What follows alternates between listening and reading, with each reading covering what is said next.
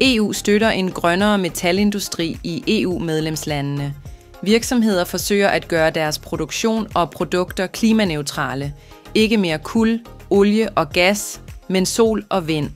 Elektriske motorer, hvor det er muligt. Og mens de implementerer energiomstillingen, søger virksomhederne på hvert trin at digitalisere og automatisere produktionsprocesser, hvilket øger effektiviteten og produktiviteten. I alt dette har de mennesker, der udfører det faktiske arbejde, brug for særlig opmærksomhed. Tab af traditionelle arbejdspladser er uundgåeligt. Men samtidig skal nye færdigheder læres og erhverves, efterhånden som nye jobmuligheder dukker op. Her er virksomhedsledere stærkt afhængige af samarbejdet mellem samarbejdsudvalg, fagforeninger eller begge dele.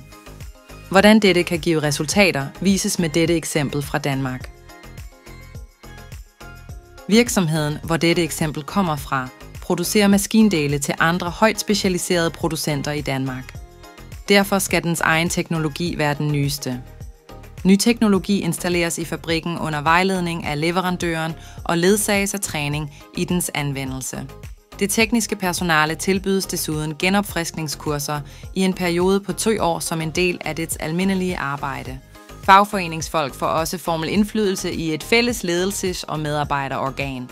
Samarbejdsråd omtales ofte som samarbejdsudvalg, hvilket afspejler den fremherskende ånd af deling. Udover udvælgelse og introduktion af nyt udstyr, er andre taktiske spørgsmål underlagt denne fælles beslutningstagning, såsom personaleplanlægning og betalingssystemer. Typisk emner, der normalt behandles under kollektive forhandlinger. Denne praksis afspejler samarbejdsånden i arbejdsmarkedsrelationer i den danske metalsektor. Nye teknologier hilses normalt varmt velkommen, både af fagforeninger og virksomheder. Hvor det er muligt, er disse innovationer knyttet til den grønne omstilling af økonomien som helhed. Også denne overgang støttes fuldt ud af arbejdsmarkedets parter. På gulvniveau føler folk sig ikke truet af robotter eller såkaldte cobots.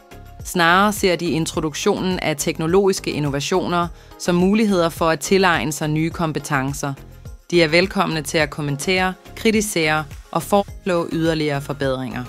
I mellemtiden er ledelsen glad for at se virksomhedens konkurrencefordel skærpes af medarbejdernes input.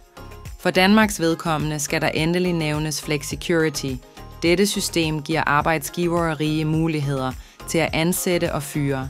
Samtidig er medarbejdernes sikkerhed garanteret af omfattende velfærdsydelser, samt adgang til uddannelse og erhvervsuddannelse, mens du er midlertidigt arbejdsløs. Flexicurity ledsages af trepartsaftaler mellem arbejdsmarkedets parter og staten om beskæftigelsespolitikker, erhvervsuddannelse og videreuddannelse. Flexicurity løfter den danske metalmodel op på national niveau. Det kan opsummeres som læring, et langt arbejdsliv, anvendeligt overalt.